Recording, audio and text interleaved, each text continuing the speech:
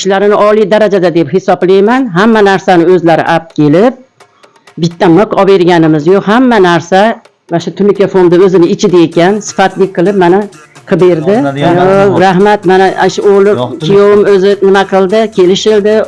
O'ta qimmat emas, juda arzon emas. Yomon emas ekan, materiallari juda yaxshi, sifatli.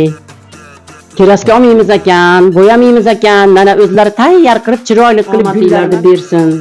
Farzandinglarni rohatini ko'ringlar. Ota-onalar sizlarni rohatinglarni ko'rsin. Hamisha ishinglar ilgari olsin. Yurt elimiz tinch olsin. O'zbekistonimiz bundan-da gullar yashnasin.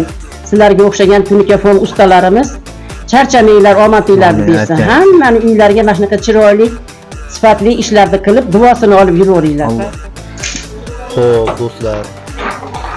Tunukafonimizning narx-navolari hozirgi kunda 115 ming so'mdan 140 ming so'mgacha tunikafonni kvadratiga qilib bermoqdamiz. Do'stlar, joyning kvadratiga emas, bu tunikafonda ishlatilgan materialni listiga pul to'laysiz do'stlar.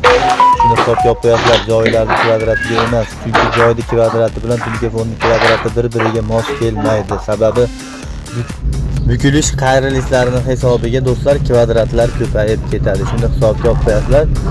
Sizlar ishlatilgan tunukafonning listini kvadratiga pul to'laysizlar do'stlar, joyning kvadratiga emas. Xizmatlarimiz hozircha oddiy bo'ladi do'stlar. Agar musofir yurtda bo'lsanglar ham ikkilanishinglar shart emas. Shu ekranli raqamlarda Telegram, WhatsApplarimiz mavjud. Bemalol biz bilan bog'lansanglar bo'ladi. Sizlarga ham uylarga mana shunday ajoyib ko'rinishda tunikafonlarni qilib beramiz.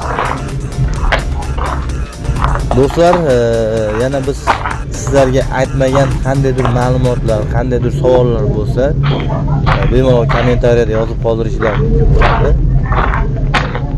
Biz imkon darajasida sizlarning savollaringizga javob berishga harakat qilamiz. Kanalimizga yangi bo'lsangiz, bir qator eslatib ketamiz. Albatta kanalimizga obuna bo'linglar. Ishlarimiz yoqsa layklar bilan podpishka qilib qo'yinglar do'stlar. Barchalarga rahmat, sog' salomat bo'linglar. Layklarni ko'proq bosinglar do'stlar. Biz albatta keyingi ishlarimizni e'tiboringizga havola etib boramiz.